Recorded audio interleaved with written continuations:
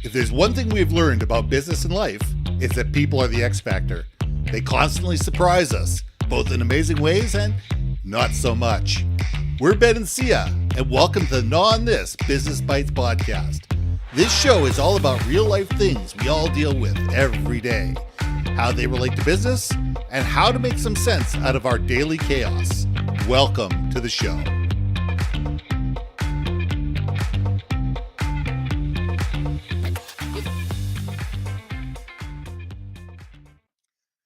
And welcome back to another episode of On This Business Bites. I'm Ben, and this is Syya. So we talk a lot about mission, vision, value, and purpose. How do you know that your mission, vision, value, and purpose are seen as relevant? They're being embraced. They're valued. All of these are important things. You can say whatever you want. You can write whatever you want on the wall. You can put it all in on the website. You can have it as part of some doctrine somewhere. You can even have it as part of your onboarding.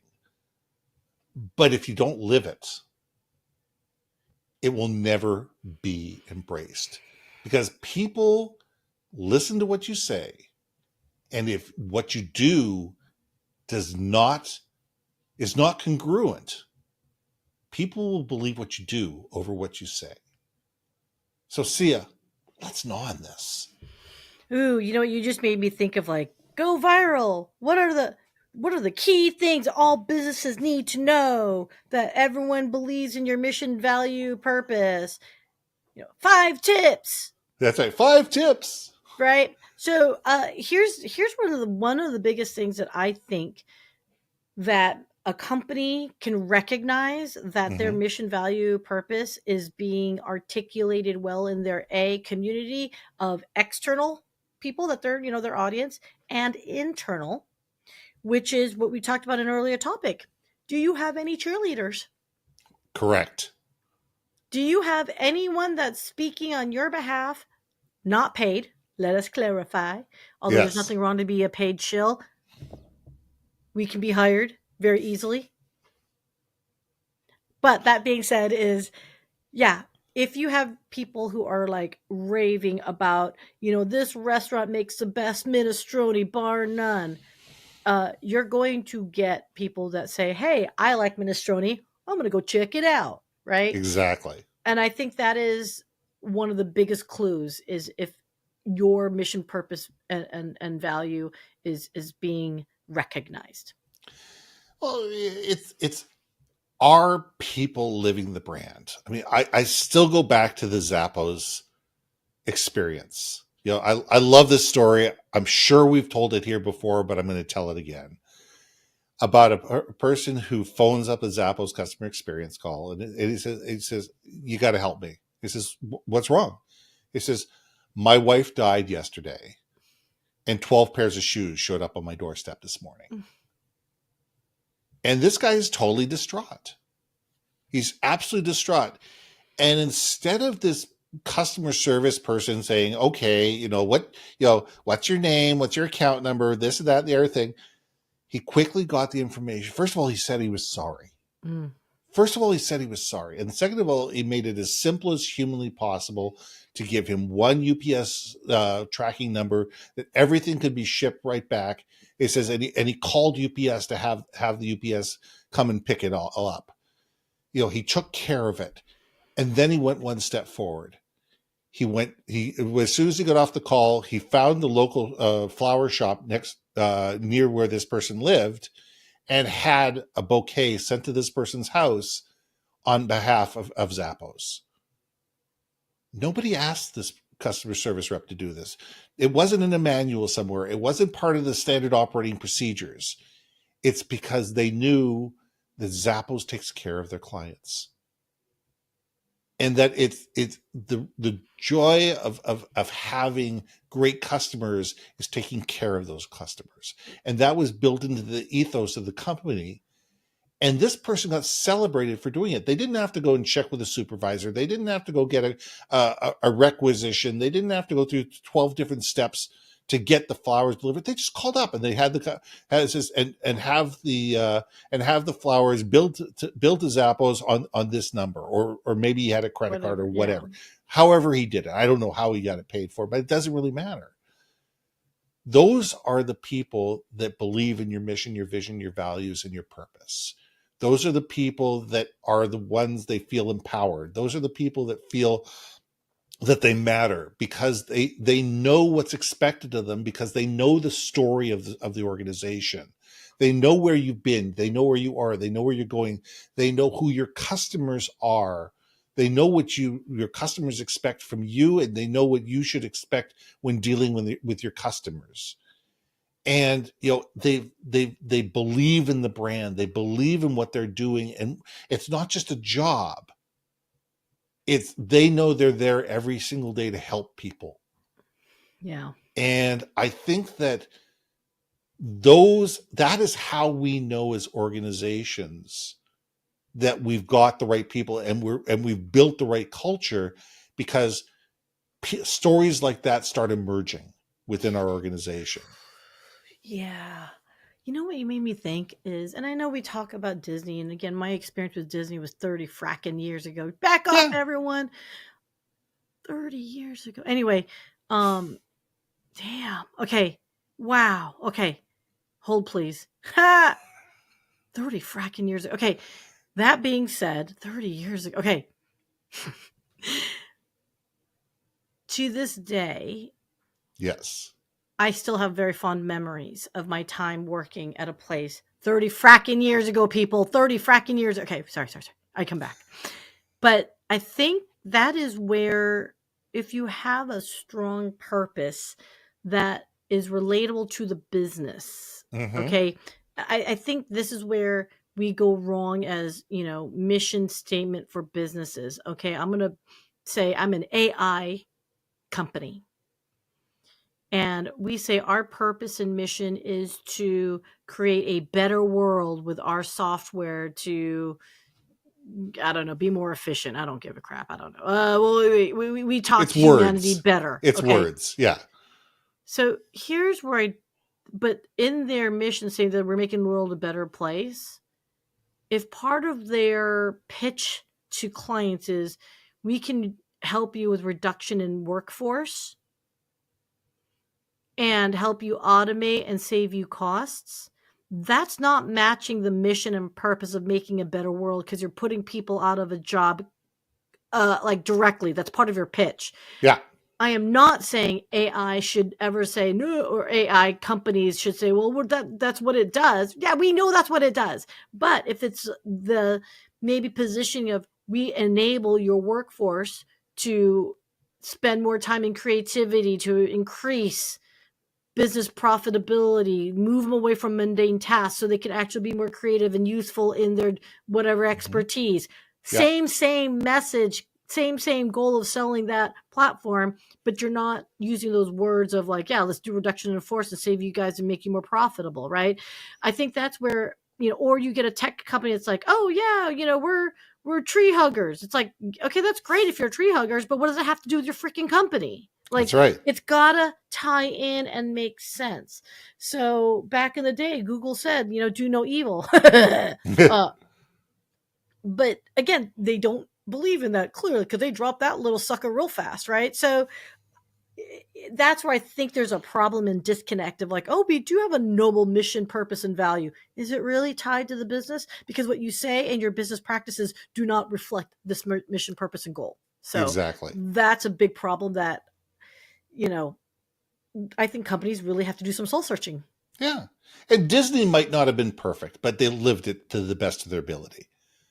On an employee by employee basis, I mean, the induction of employees into the Disney, family believes in magical moments. Yeah. And it's the idea of, I mean, you said is that people learn when people are that character, they learn how to sign their name as that character. They become that character. And it's about creating the special moments for that little girl who is so excited to see Cinderella. Yeah.